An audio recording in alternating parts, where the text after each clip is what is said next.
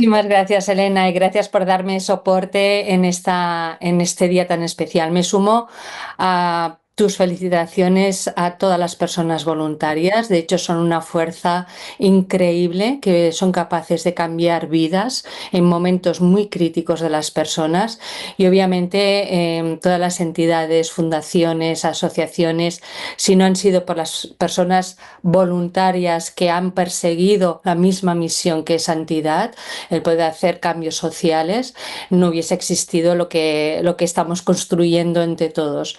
Algo que siempre hay que mejorar y sobre todo lo primero que hemos de tener en nuestra mente es mejorar la vida de las personas. Muchísimas gracias y muchísimas felicidades por este proyecto tan necesario. Es un orgullo participar en él, que tiene el reconocimiento del ministerio y que además seguro va a ser de una utilidad, vamos, de un valor incalculable para todas las personas que sean voluntarias o no, pero que tengan interés en el abordaje de estos temas porque están muy bien enfocados. Así que felicidades a Fundación Ayuda a Esperanza y Esperanza en Línea por estos proyectos tan bonitos que estáis llevando a cabo. Tengo la suerte de trabajar con ellos en algunos proyectos conjuntamente y por lo tanto los tengo como los hermanos mayores. Es una entidad que, como ha comentado Elena, tiene muchos años de trayectoria y esto siempre es algo que hemos de admirar aquellas que estamos todavía en nuestro camino de crecimiento. Y, y quiero decir que además, bueno, nuestra conexión viene muy a raíz del tema de la conducta suicida, de la prevención y en este caso nuestra entidad, después del suicidio, Asociación de Supervivientes, nos dedicamos a lo que es después del suicidio. También existe ese dolor posterior, muchas veces silenciado, que cuesta bastante de compartir. Afortunadamente, todas las entidades que han ido surgiendo por todo el país están ayudando cada vez más a todas las personas que se encuentran, desgraciadamente, viviendo esta pérdida. Y por lo tanto, no hemos de olvidar que cuando estamos atendiendo a personas con dolor, habiendo vivido una experiencia tan trágica como es una muerte por suicidio o no, estamos haciendo prevención para que esté bien, pero además estamos haciendo prevención del suicidio. Así que muchísimas gracias. En nuestra entidad, algunos la conoceréis, ofrecemos asesoramiento, soporte, acogidas, hacemos grupos de supervivientes a la muerte por suicidio. Estamos iniciando también en los grupos para jóvenes, adolescentes, que muchas veces quedan como al margen de esta ayuda y este soporte. Y bueno, es de lo que se trata, de poder acompañar, estar al lado de aquellas personas que realmente lo necesitan. Así que lo primero que hemos de saber y lo que hemos de entender es que lo primero que muchas veces intuimos qué es lo que debemos hacer, pero nos puede quedar la duda si lo hacemos bien, si no lo hacemos bien, si lo hubiese dicho, no lo hubiese dicho esto, lo otro, pero es muy importante que tengamos una base. Se trata de una formación básica, pero muy importante para poder atender primeros auxilios psicológicos o en crisis emocionales. Yo creo que la mayoría de nosotros nos podemos imaginar en algún momento dado alguna situación que hemos vivido en nuestra propia vida, en nuestra propia cotidianidad, que ha supuesto pues, sufrir una crisis emocional o bien hemos visto a otras personas que lo sufrían. ¿Pero qué son estos primeros auxilios psicológicos? ¿De qué se trata? Pues mirar, voy a hacer una broma muy tonta, pero es así. Es una respuesta humana. Es una respuesta que no la puede dar la inteligencia emocional, porque hemos de estar ahí, hemos de estar al lado de la otra persona. Se trata de dar una respuesta humana y de apoyo. No solamente es en ese momento contener, sino que hemos de ir un poquito más allá para esa persona que está en esta situación que no puede con ella. El enfoque o el objetivo final de un auxilio en una circunstancia de primeros auxilios psicológicos o de crisis emocional se trata de estabilizar, que esa persona no se desborde más en su estabilización emocional, es decir, que no vaya más y sobre todo, y eso os lo voy a repetir más de una vez, hemos de ser facilitadores de recursos para que esa persona pueda recibir ayuda que necesita. Muy importante, no es una acción no se pretende con esta formación validar como que a partir de ahora yo puedo actuar como terapeuta o como agente de emergencias. No es para nada el objetivo.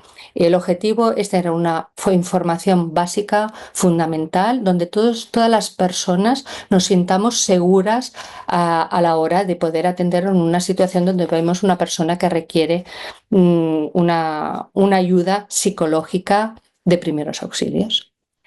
Así que hemos de saber qué es una crisis psicológica.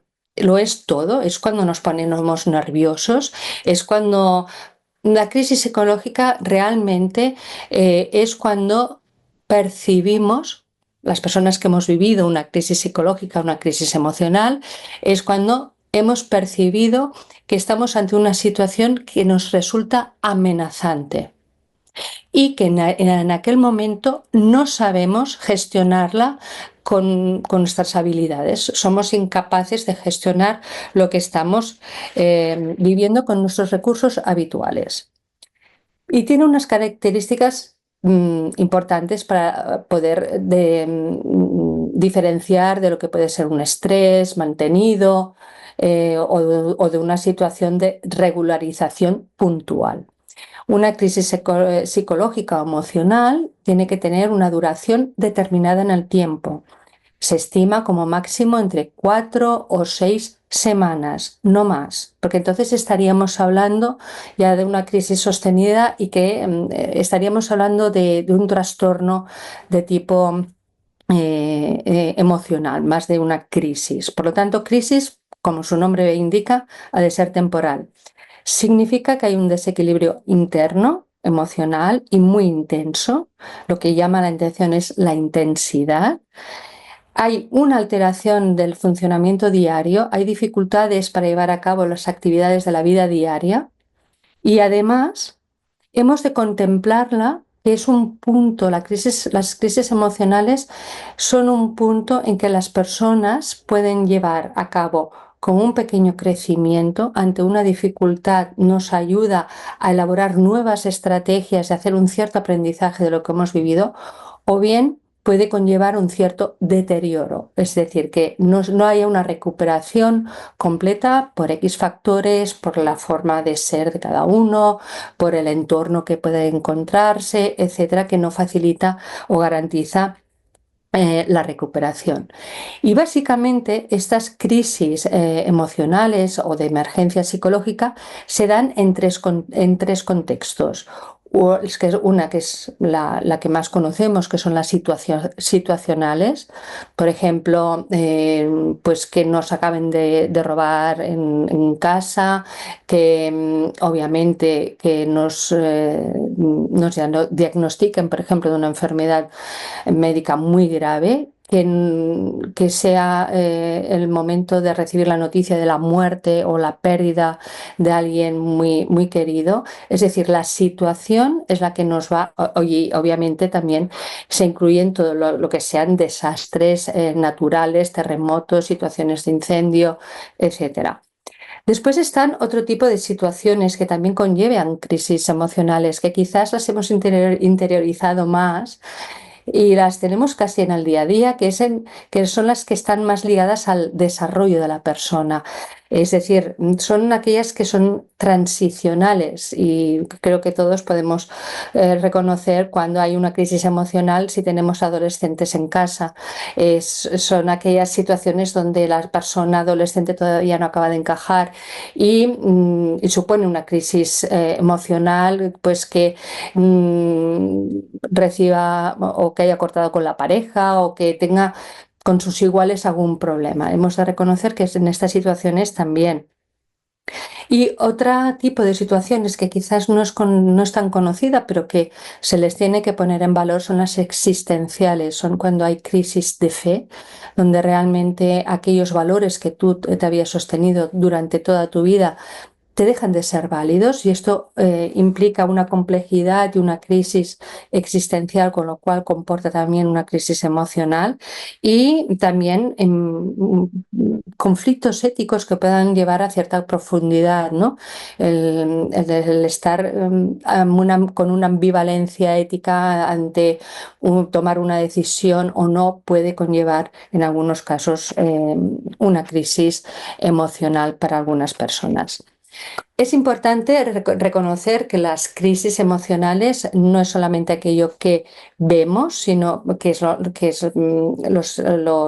por ejemplo, lo que más se puede ver son los físicos, ¿no? Enseguida podemos ver que la cara es diferente, te pasa algo, la persona parece más cansada, va más lenta, incluso nos dice que tiene palpitaciones, pero también son esos emocionales, obviamente, en donde generalmente se suelen apreciar cuadros de ansiedad, las palpitaciones, sensaciones de ahogo, sudoraciones frías, incluso con una sensación de o miedo, temor, como una sensación de que se va a morir, porque es muy intenso en estos cuadros de ansiedad que son muy intensos, que son bastante potentes para la persona que nos dice que tengo una sensación que me voy a morir y requiere sí o sí asistencia profesional.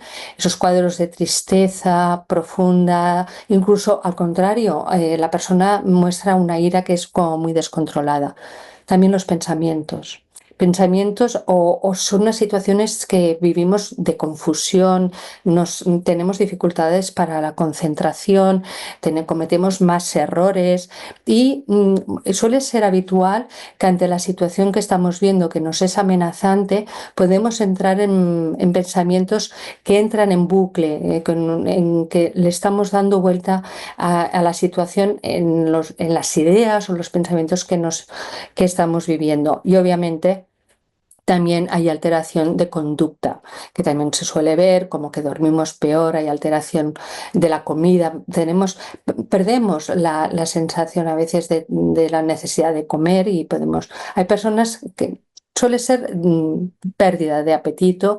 Raramente se suele dar, la ansiedad sí que puede dar a veces una necesidad de comer, pero suele ser son cambios en el sueño, cambios en el apetito.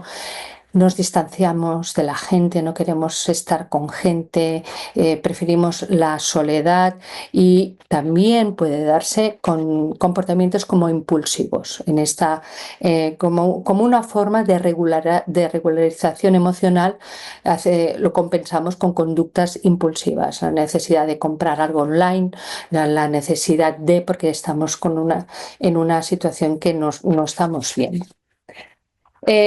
Para poder valorar o poder actuar en estos primeros momentos en que la persona está con esta dificultad emocional para encarar alguna situación, lo tenéis todo en el manual de los métodos de atención de primeros auxilios psicológicos.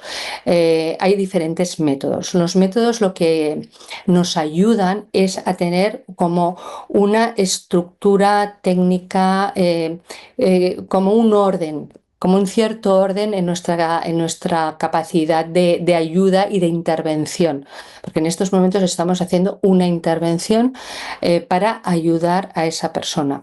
Por ejemplo, yo voy a focalizarme en el método LASO, pero en el manual encontraréis Otro método que es el RAPID, que lo podéis leer, es muy parecido. La única diferencia posiblemente entre el Lasso y el RAPID es que el RAPID es, cuando lo leáis ya veréis que está más orientado para trabajar en equipo con equipos de emergencias, por ejemplo, que actuamos como voluntarios en una situación, por ejemplo, en una situación de catástrofe y que piden voluntarios. Esta información y esta información nos va muy bien porque ya tenemos las bases de cómo debemos de actuar y incluso en el método RAPID, como ya veréis, hemos de procurar que las personas tengan las necesidades básicas atendidas. Lo podéis leer, está completamente descrito. Y hoy vamos a explicar el método Lasso porque yo creo que es el que, si me permitís, es el más de bolsillo, el que más podemos, en cualquier momento lo podemos aplicar y que no necesitamos más que nuestra persona, nuestro yo, para poder intentar ayudar a esta persona. El método Lasso, las son iniciales de la L de look, observar, A de ask, de hacer preguntas, S de support, buscar el apoyo, S de safety, la seguridad, muy importante, y la O de options. Es una regla mnemotécnica que nos puede servir para, como os digo, en cualquier situación. La siguiente, Elena. Muy bien, el look, observar, para mí es muy importante. En aquel momento hemos de observar muy bien tanto el entorno, nos hemos de fijar si esta persona que está en un estado de agitación o ya veremos también, o como de desconexión de la realidad, está en un entorno seguro. Hemos de siempre procurar la seguridad física. Evaluar la privacidad del espacio, porque ya habéis visto que el siguiente paso del método Look es preguntar. A veces nos vamos a encontrar que no estamos en la mejor situación de preguntar a esta persona, con lo cual hemos de valorar si el espacio es el más adecuado o hemos de ayudar a trasladar a esta persona en un sitio donde se pueda hacer este soporte de una forma más privada. Hemos de hacer una evaluación también si el ambiente es el propicio para uno tener una conversación, porque muchas veces no es posible, hay más alboroto, pero estar al lado es ya un apoyo sin decir nada, en silencio, atendiendo y mirando a esta persona que no está sola. Para mí el observar es fundamental, el tener un contacto visual con esa persona en la medida que se pueda es básico para entender en qué contexto nos estamos moviendo. O, como os he dicho, observar a la persona. Nos podemos encontrar personas con un estado físico que tenga alguna dificultad, bueno, que el estado físico en general sea que esté bien o bien hayan algunas lesiones. Nos hemos de nos hemos de fijar también en la expresión facial, en ese lenguaje corporal, en su posición, si está en posición fetal o bien está en una situación. Todo esto nos va a ayudar para comprender el grado de dificultad emocional que tiene. El nivel de agitación, de activación, con agitación, puede ser una persona que está muy agitada o bien con letargo o que está como hipervigilante, o sea, con una atención constante porque hay como un miedo que siempre está acechando. Y muy importante, ver que la comunicación en general pueda ser coherente, que haya una cierta capacidad de comunicación que pueda ser coherente. Siguiente. Porque todo esto, cuando tengamos un poco visualmente, nos hayamos hecho como una composición del hogar de la persona a quien hemos detectado que necesita ayuda psicológica y el lugar donde nos encontramos, viene al siguiente paso, que sería preguntar. Y cuando estamos preguntando ante una situación de dolor, porque en ese momento la persona se siente amenazada con cierto dolor, es muy conveniente, y esto os vale para todo. Cuando estéis con alguien, preguntar con preguntas abiertas, porque es la que nos ofrecen, son más efectivas y nos ofrecen también más capacidad para que la persona conecte y pueda describir más su experiencia. Si las hacemos con persona, hay con preguntas muy cerradas para preguntar algo, esto lo haremos en el caso de apoyo, pero en este caso, cuando queremos saber qué es lo que ha ocurrido, con lo más importante, qué siente, cómo está, lo vamos a hacer con preguntas abiertas. Yo el qué lo uso para todo. O sea, para mí el qué es una pregunta que me es muy útil. Por ejemplo, el cómo te sientes ahora mismo, para que esta persona pueda decir qué ha pasado, qué te ha traído aquí, qué sientes. ¿Qué es lo que más te preocupa? Fijaros el qué juego da, qué es lo que más te preocupa en este momento. ¿Hay alguien que te que te apoye, o alguien quién o a quién crees que podríamos hablar? Pero primero nos vamos a calmar para que esta persona vaya recordando, ¿no?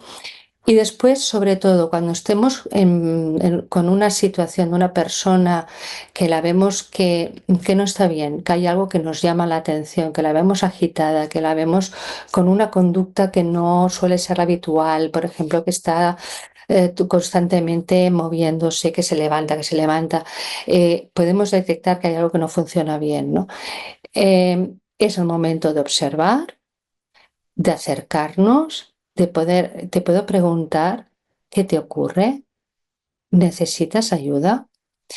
Y las siguientes preguntas, si el espacio, si así lo requiere, por ejemplo, imaginaros que estáis en una estación de tren o en una situación de riesgo, es preguntas sobre su seguridad. No tengamos miedo de decir, ¿te sientes seguro?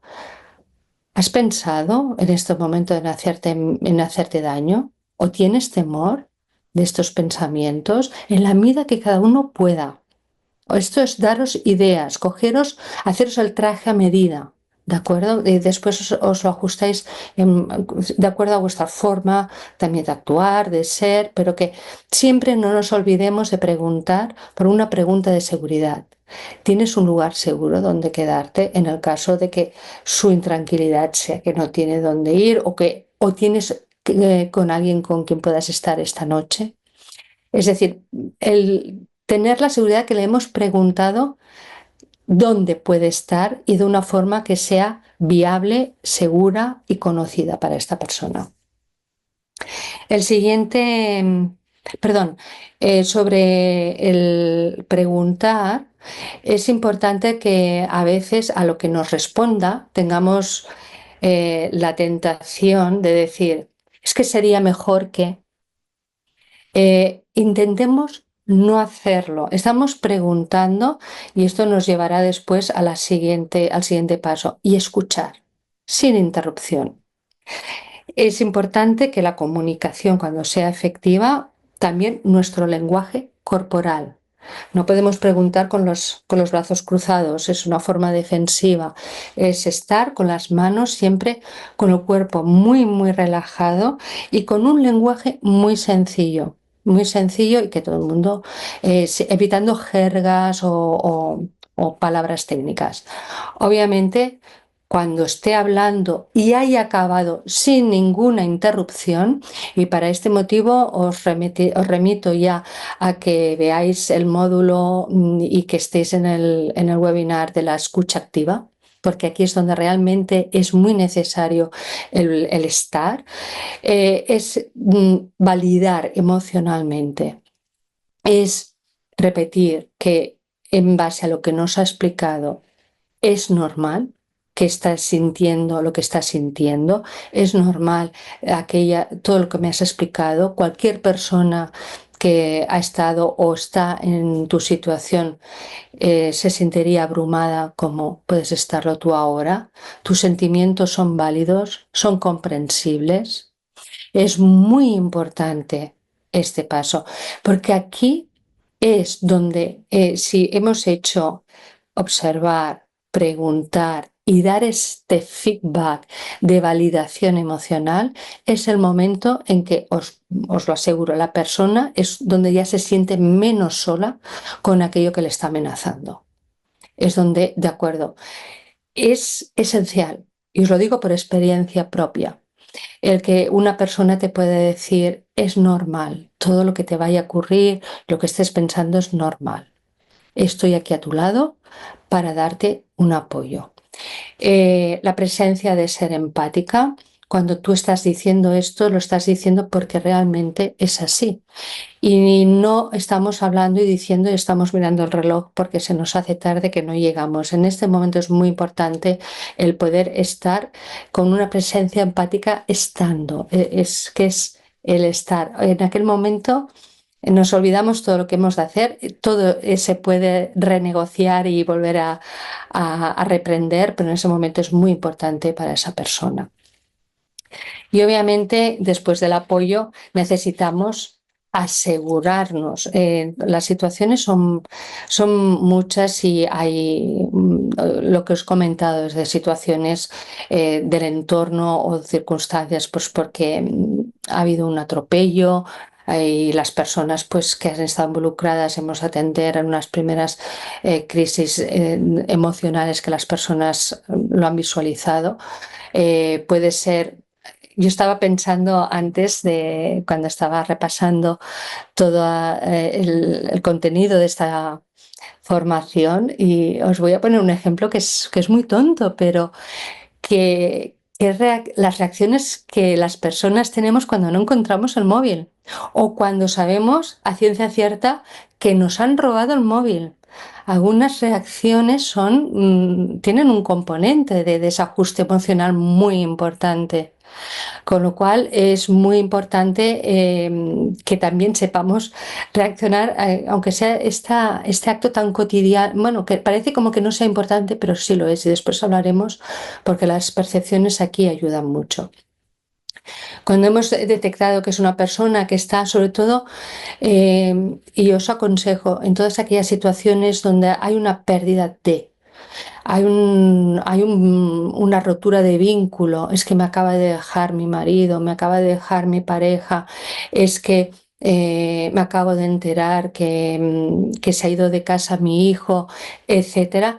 Hemos de asegurarnos la evaluación del riesgo suicida en ese momento. Probablemente no es que dependerá en qué momento nosotros estaremos actuando, porque esta persona lo puede haber sabido hace una semana y no sabemos el por qué ha tenido como una reactivación emocional no lo sé, por la calle, porque le ha parecido ver a su hijo y vemos que está apoyada en el árbol, que se ahoga, y estamos ante una persona que tiene una crisis emocional. En función de lo que nosotros hayamos podido saber de esa persona y de lo que le haya resultado amenazante, hemos de hacer esta pregunta. Sí, hemos de intuir que puede haber un riesgo suicida, y es: ¿has pensado? Yo aquí sí que quizás haría un retoque a esta pregunta, ¿no? Pero ¿has pensado en quitarte la vida? No, ¿has pensado en el suicidio? Directamente, directamente hacer esta pregunta. Porque esa persona y las personas que voluntarias del teléfono de la prevención del suicidio lo saben perfectamente. Abres la ventana a que esta persona, que quizás lo esté pensando, dice: vale, si me lo preguntas, que le puedo, es que me da pie, me valida que yo le pueda responder. O igual nos dirá que no, pero la pregunta la hemos de hacer. Eh, Sobre todo también hemos de valorar si hay riesgo de violencia, no solamente hacia uno mismo, sino hacia otros. O sea, hemos de tener la seguridad para evitar el riesgo, y sobre todo en el entorno físico, si esta persona nos la encontramos que está con este ataque de ansiedad y que está haciendo como conducta un poco bizarra, rara, y está apoyada en la barandilla de un puente, hemos de retirarla y llevarla a un lugar seguro. Recordaros que siempre hemos de observar el entorno. Evidentemente vamos a retirar todo lo que sea peligroso a su alcance. Es que son situaciones que pueden ser muy variopintas. Acompañamiento continuo en el momento en que nos dice, no, no lo sé, no sé qué va a ser de mi vida, estoy en un punto en que no sé para dónde, no sé, hasta creo que es mejor que me muera. Si hay estas expresiones de desesperanza, el acompañamiento ha de ser continuo hasta que llegue el personal de emergencias. No podemos dejar a esta persona nunca solas, nunca. Y siempre en contactar, obviamente, nunca dejar quedarnos solo y siempre avisar, con tu permiso voy a llamar a la ayuda que realmente creo que necesitas y que es necesario que tengas. Por lo tanto, estamos actuando siempre para que esa persona se siente segura. Pero si hay oportunidad y durante la espera de estas, bueno, que lleguen o no, pero siempre a mí me gusta muchísimo esta opción de valorar las opciones. Y es que hemos entablado una conversación, hemos visto la situación, hemos procurado, vale, tenemos más o menos controlada la seguridad o no ha hecho falta porque simplemente podemos estar hablando con esta persona que lo está pasando bien, mal. Podemos hacer una pequeña intervención que para mí es muy valiosa en el sentido de que es eh, hacer reflexionar sobre qué fortalezas tienes tú en este momento. De validar, de sacar a flote aquello que la persona en ese momento es incapaz de reconocer, pero que puede como mínimo saber que tiene esas habilidades que en ese momento no las sabe gestionar. Y se hace con preguntas muy sencillas, que es, ¿a qué te dedicas? ¿Cuál es tu trabajo? ¿Qué haces normalmente?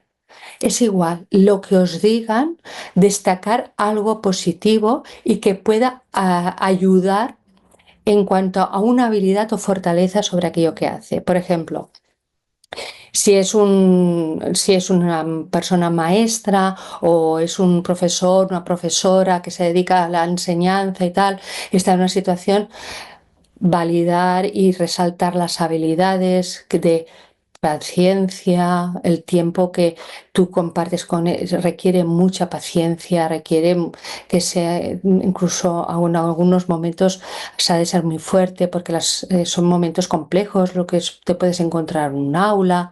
¿Veis cómo reconocer y reforzar aquellas capacidades y fortalezas que seguro puede tener la persona en función de a lo que se pueda dedicar? Preguntar, muy importante, lo sabemos, esto es para todos y para toda la vida, pero reafirmar la red de apoyo que tiene esa persona y que está disponible, quién vive contigo, pensar que en algunas ocasiones nos vamos a encontrar con personas muy solas, personas que las familias desgraciadamente las tienen en otros países, la familia no, pero muchas comunidades, personas, vecinos, vecinas, aunque cada vez esto es más difícil, pero siempre hemos de buscar un anclaje social. Con quién podemos contactar socialmente? Obviamente valoramos con la persona si ya ha tenido ocasión de acudir por algún recurso profesional o comunitario. Por ejemplo, puede estar ya yendo a algún servicio de salud mental si se trata de un cuadro pues, más de crisis emocional que puede darse más a menudo o que las personas no solamente tienen una crisis emocional y ya está, venimos con una mochila detrás que pues tenemos con un diagnóstico de enfermedad física o de enfermedad mental, me es igual, de alguna situación personal de salud que nos puedan hacer más vulnerables en ese momento. Y sobre todo, pero todo esto, todas estas opciones se valoran con la persona una vez la hemos calmado, que ahora veremos cómo se llega a este momento y cómo son las alternativas más viables, no las que yo creo, las más viables que hemos hablado con esta persona. ¿Crees que sería oportuno que pudiese avisar a tu hermano? No, porque claro, está viviendo en Galicia. Porque es mi hermano y es lo único que tengo. Vale. Entonces, ¿quién otra persona? ¿Crees que tu compañera de trabajo la podemos llamar? Sí, es decir, que sea todo bastante consensuado porque es una forma también de que a la persona le ayudamos a tomar el control de esa situación que en el principio era amenazante y que estamos ayudando a que participe en su propia solución. He hablado del trabajo, también del hobby, por ejemplo, ¿eh? A veces hay trabajos que dices, bueno, pero bueno, ¿qué hobby tienes? Pues suelo hacer deporte, pues esto es una resistencia, ¿no? Porque lleváis, os pongo ejemplos, pero ya, bueno, para que lo tengáis presente. ¿Qué técnicas? Porque hemos hablado del método LASO o el RAPID, hemos mencionado cómo hemos de actuar, pero claro, la persona sigue hiperventilando y está en una situación, aparte de que está muy bien que preguntemos, todo tiene que también incluirse con técnicas mientras estamos haciendo este método LASO. Por ejemplo, unas técnicas prácticas y que todo el mundo hemos de recurrir a ellas y que lo tenemos muy a mano, que es la respiración profunda. Y aquí podéis aplicar cualquier método que creáis y que vosotros os sepáis o que estéis practicando. Por ejemplo, hemos puesto la técnica de respiración 4-7-8, puede ser la de la caja, puede ser. La gracia de una respiración profunda es que inhalar y retener para después exhalar poco a poco. Ya los segundos que queráis, pero y que se repita. Esta la técnica de la respiración, cualquiera de ellas nos va muy bien y ayuda muchísimo cuando la persona está muy ansiosa o está hiperventilando. La siguiente técnica, que es la técnica grounding, es cuando estamos ante una persona que parece que no conecte. Por ejemplo, el ejemplo que os he dicho, personas que han presenciado, van por la calle y han presenciado un accidente de tráfico. Y hay una de las personas de las que se ha presenciado que se queda sentada en el suelo y como que no se queda como muy impactada, ¿no? Y que parece como tiene una mirada perdida. Son estados de disociación, que no te reacciona al momento, que le cuesta. Son primeros momentos pueden ser muy iniciales, pero no sabemos con la mochila con la que viene.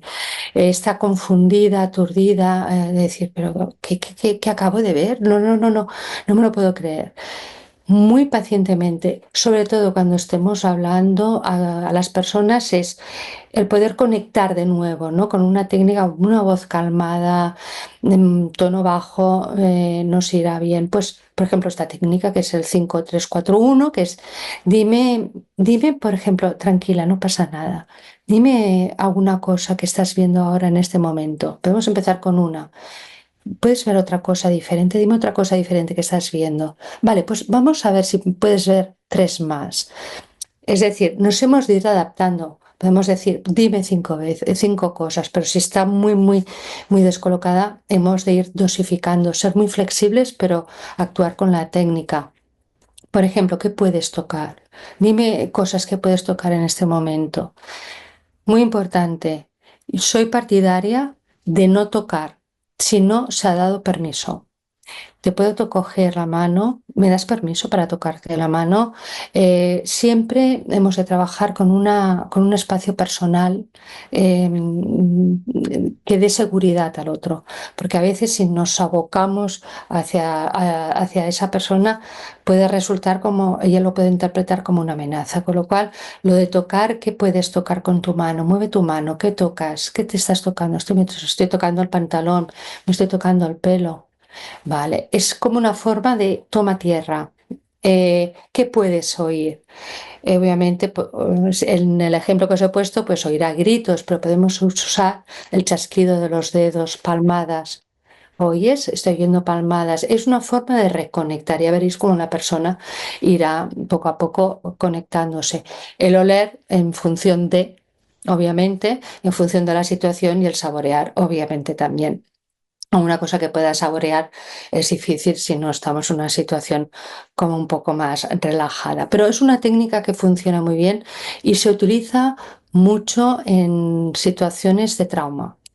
En duelos por suicidio, cuando la impresión o los flashbacks vuelven, son situaciones que comportan una desregularización emocional, por lo tanto una crisis emocional. Cuando tenemos un flashback, las personas que hemos vivido una muerte por suicidio, esta técnica ayuda, no a todo el mundo, pero ayuda a reconectar con lo, bueno, y es una técnica también distractora de nuestra mente. Distraemos un poco, no nos focalizamos tanto en lo que nos confunde y distraemos al cerebro, lo llevamos a una parte para que conecte más.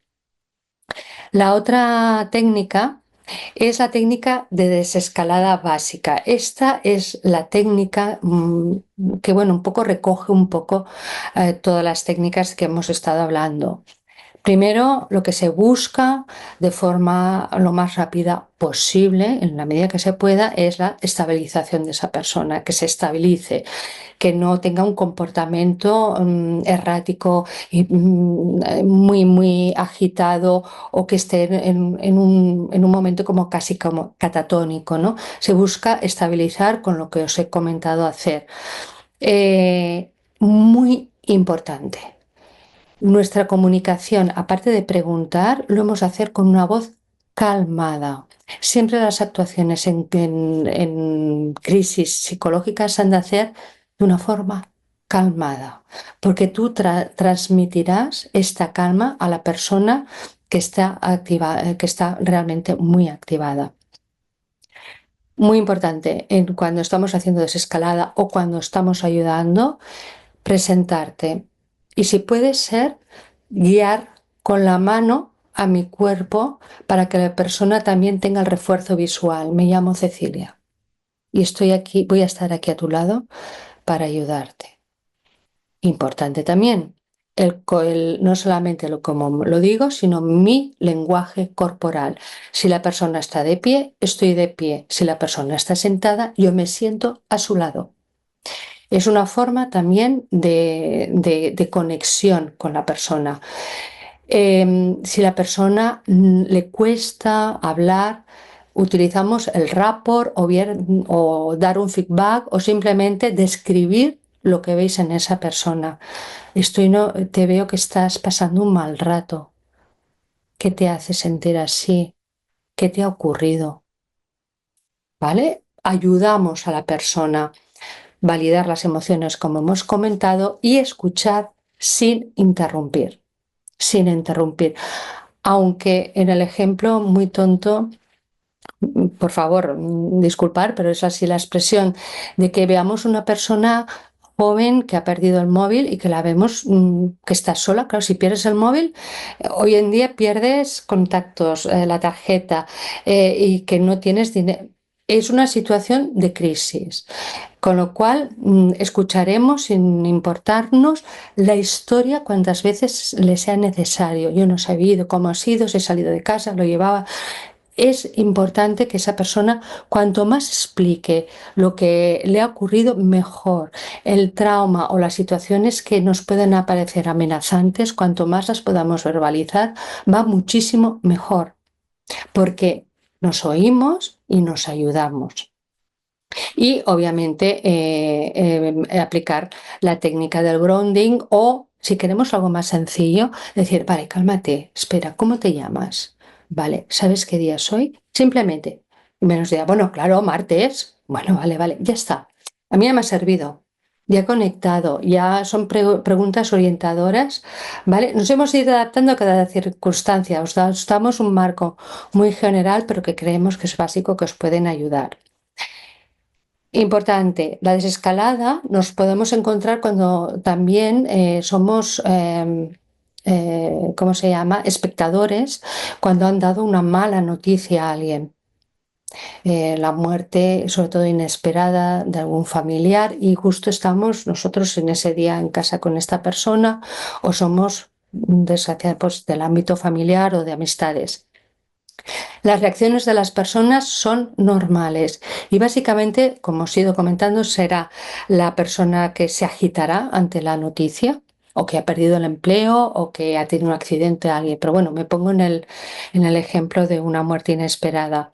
En ese caso se agitará, gritará, chillará, dejarlo estar, dejar estar a esta persona que grite, que chille, que exprese en ese momento la gestión que no puede hacer más, de cómo esta persona solamente lo puede hacer así.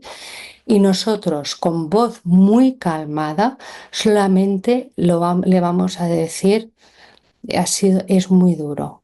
Frases muy cortas, muy cortas. No está esa persona que está agitada, va a decir: sí, es muy duro, era una persona joven, o no, no, no, era imposible prever. No, no, no, no.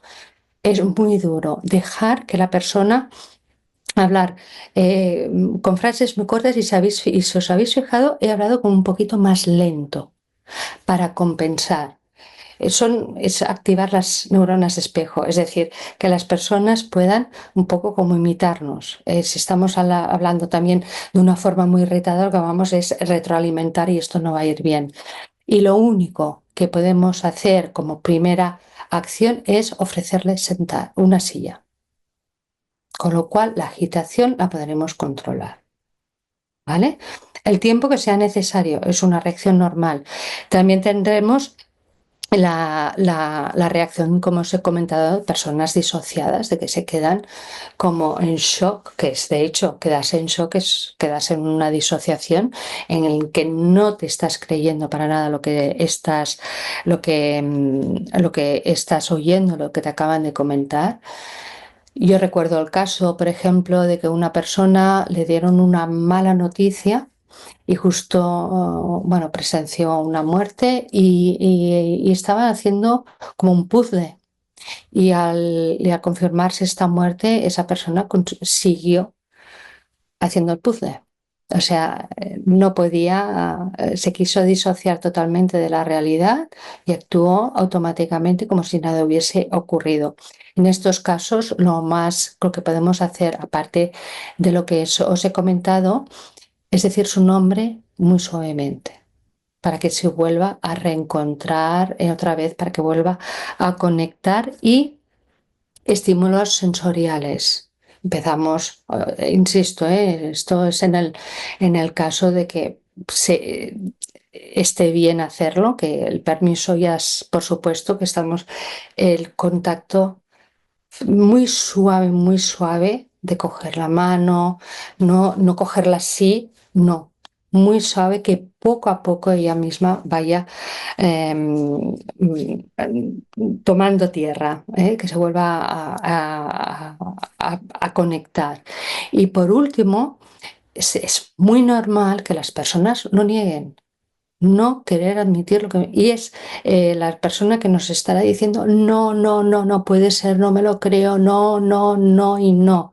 Ese no, esa negación, es un mecanismo de defensa que tiene nuestro cerebro, nuestra mente, para protegerse.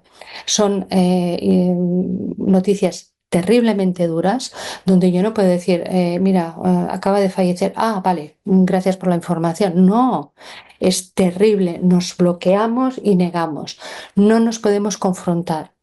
Debemos dejar que digan no, no, no, que lo nieguen, no nos confrontemos, y validar. Es normal que te sientas, que te resulte increíble, es normal. Y poco a poco ir introduciendo de nuevo la noticia que acaba de recibir, pero es un hecho, es verdad. Fulanito ha muerto. Que no, y al final se derrumbará y volverá a la negación. Pero bueno, es para que veáis las tres formas en que las personas, donde nos sirve el tema de la desescalada y las reacciones que podemos tener bueno, ante noticias que son realmente inesperadas y que se convierten en una emergencia psicológica. Vamos a recordar, un poco ha ido saliendo en lo que se debe hacer y que no debe hacer. Es más corto lo que hacer, y es mucho más largo lo que no se debe hacer, porque ya lo hemos ido comentando. Mantener calma, proyectar tranquilidad. En una emergencia o en una urgencia psicológica tenemos tiempo para calmarnos. Porque si vamos también con el, Dios, ay, que no haga nada, no haga nada. Si vamos con este estrés, no vamos a calmar a la persona y no la vamos a ayudar. Escuchar activamente, sin interrumpir, insisto, muy importante estar, validar, es comprensible, respetar la autonomía y la dignidad de la persona. Si la persona no hace, es decir, no caer en un paternalismo. La persona, en la medida de tiene capacidad de decisión y decidir a dónde quiere ir, a dónde quiere llamar y con quién quiere hablar y cómo quiere explicarlo. ¿De acuerdo? Es muy importante.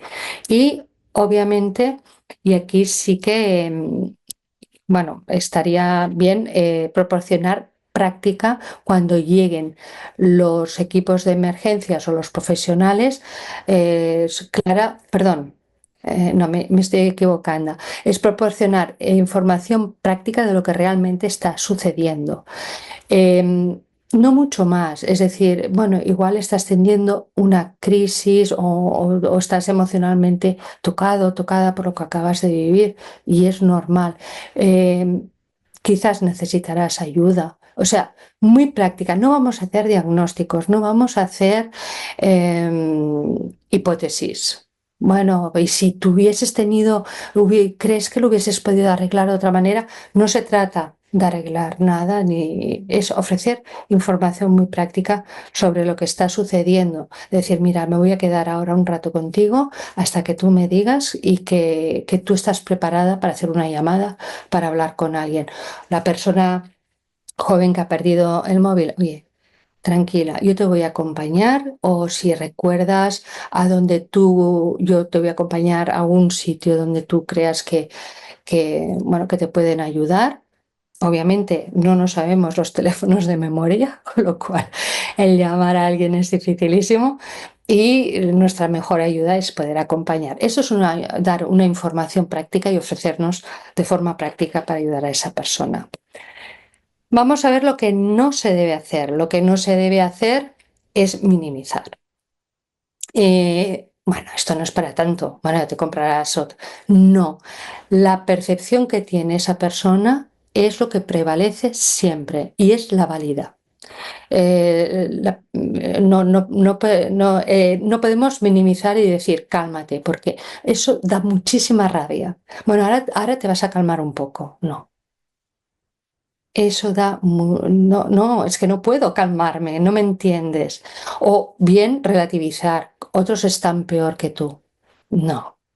En ese momento, esa persona es lo que está viviendo y lo vive como una amenaza que incluso puede conducir a una ideación suicida, con lo cual no podemos hacer nada de eso. No hacer promesas irrealistas. Yo te prometo que en 3 meses esto vas a estar bien. Nunca. Y que todo va a ir bien a partir de ahora. Nunca.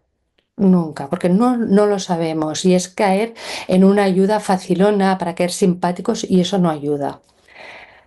Muy importante, si la persona no está capacitada para comunicarse a pesar de las preguntas que hemos intentado indagar, no forzar.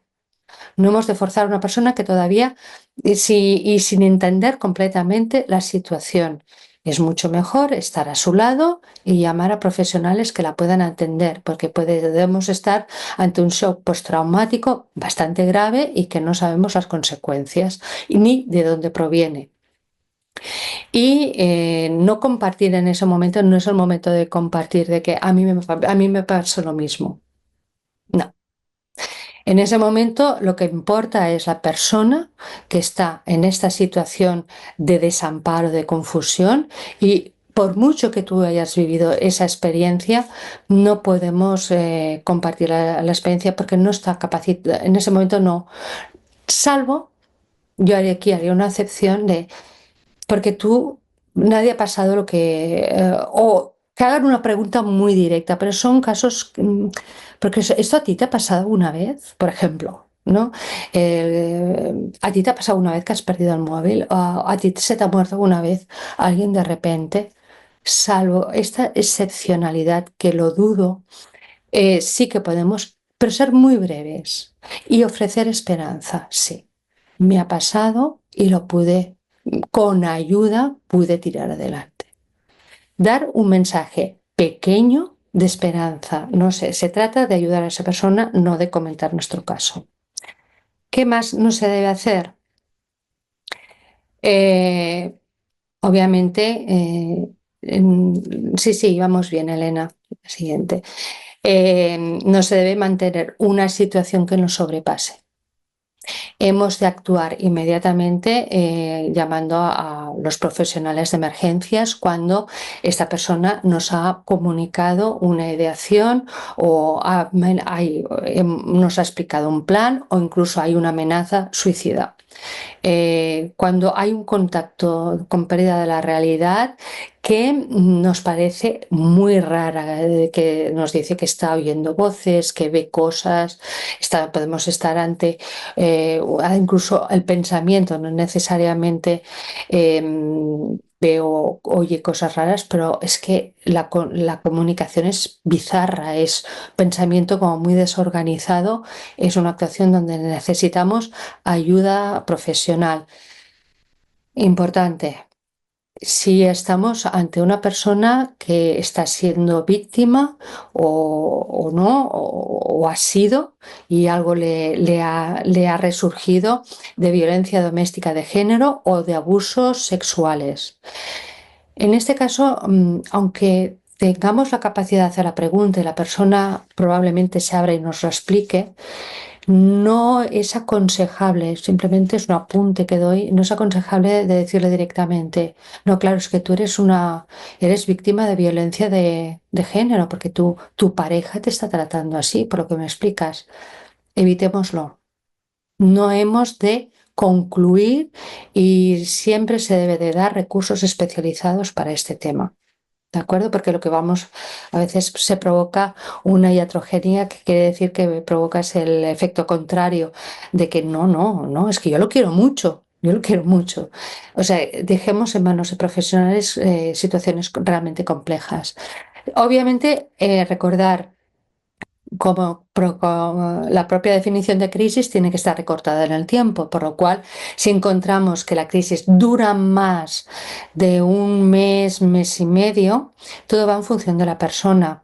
Y estamos en este caso hablando de personas que obviamente tenemos una relación o con las que un compañero de trabajo o un amigo, una amiga, cualquier persona que podamos tener una cierta conexión más cotidiana. Entonces sí que hemos de alarmar de que esto se está sosteniendo demasiado en el tiempo, porque recordar que la crisis emocional en este caso también conlleva una es disfuncional, dejo de ir al trabajo, no acabo de encontrarme bien, me tiro más tiempo en casa, me tiro más tiempo en la cama, con lo cual hemos de actuar y que se busque ayuda profesional. Y obviamente no hay ninguna duda que ante una situación donde una persona presente una situación de emergencia emocional y psicológica, si nos vemos sobrepasados, estar al lado y llamar a urgencias hasta que aparezca alguien con quien acudir, pero no querer hacer más de lo que estamos realmente capacitados para hacer. Una cosita que también os quería comentar y que esto se comenta también en el manual y yo creo que es importante. Vigilemos el tema de la información que las personas con un contexto de emergencia psicológica nos están dando. Hemos de ser muy cuidadosos con la información, no se puede comentar con cualquiera y pedir permiso. Oye, lo que me acabas de explicar es normal y es muy doloroso, estás en una situación en que requieres ayuda. Con tu permiso, voy a comentar muy brevemente lo que me acabas de explicar a un profesional que voy a llamar por teléfono, pero no vamos a explicar todo. Hemos de ser muy cuidadosos con la información sensible que nos pueden transmitir las personas que pueden estar en riesgo. Con lo cual, podemos derivar. O sea, es decir, de hecho se aconseja en una situación como esta una derivación inmediata. Y no se trata de llamar a urgencias, que también, pero sobre todo yo creo que ayuda muchísimo y forma parte, o sea, ayudas a la persona que forme parte de ese momento de buscar esa solución a ella misma cuando tú le explicas lo que vas a hacer, que es, mira, yo creo que necesitas, derivar quizás una palabra técnica, pero vamos a buscar ayuda, ¿de acuerdo? Yo te voy a, vamos a preparar a la persona y explicarle, creo que necesitas una ayuda pues más de tipo social, o es mejor que vayas al médico de cabecera, o si estás siguiendo en el CESMA, en el Centro de Salud Mental, sería conveniente de que cogieras nuevamente hora. Reforzar positivamente y normalizar que la búsqueda de ayuda es normal para la situación que está viviendo, no es nada extraordinario. Mantener el apoyo si es necesario hasta que no tengamos seguridad que esta persona está siendo atendida. Por ejemplo, si nos ha pedido que la acompañemos a urgencias de un hospital, de hacer un pacto: yo te acompaño a urgencias y me esperaré hasta que venga el familiar que está en camino. ¿De acuerdo? También hemos de delimitar nuestro campo de acción, el acompañar, el poder, pero no más de una relación hasta que llegue a abandonar. Y de no abandonar a la persona, de decir, bueno, está resolucionado, necesitas que te acompañe a algún sitio, quieres que te acompañe a casa, para que es como que somos facilitadores. Y si, obviamente, si, como es en este caso, si tenemos información de recursos tan fáciles como son teléfonos de ayuda de cualquier tipo, como Elena os ha explicado antes, si tenemos información de recursos, de entidades, a veces el sistema no absorbe todas estas situaciones generalmente que conllevan a esta desregularización emocional, pero sabemos que en alguna entidad, en alguna fundación les puede dar una orientación. No dudemos en dársela. ¿De acuerdo? La siguiente, Elena. Esto es lo que os acabo de comentar. Muy importante, y para finalizar, son situaciones en que a veces nos da la impresión de que podemos ayudar a esa persona, pero no podemos arreglarlo todo. Podemos ayudar en la situación en la que se encuentra, y no podemos resolver todos los problemas que probablemente nos ha querido o ha podido contar, o en la situación que se ha dado circunstancial bueno, de que pues no podemos, tenemos que saber nuestras limitaciones, porque el mensaje y toda la formación de hoy y toda la información que vais a tener en la plataforma está muy orientada para la estabilización inicial, que esa persona realmente no mantenga mucho tiempo, y puede haber una estabilización inicial para que reciba todo el soporte que pueda. Y esto os lo digo desde el corazón. Tu presencia, que sea calmada y empática, será recordada siempre. Siempre en un momento en que esa persona estaba en una situación oscura, de confusión, o en un momento duro de su vida. Para bien, que seguro va a ser así, porque desgraciadamente las personas que hemos vivido circunstancias que han supuesto vivir un trauma con una urgencia psicológica, recuerdas perfectamente quién estuvo a tu lado, quién te ofreció ayuda, quién te ofreció agua. No olvidar, si vais a un botellín de agua, podemos ofrecer incluso un poquito de agua a esas personas, porque hay circunstancias que dices, ¿cómo es posible que todavía no estemos orientados hacia esta ayuda tan empática?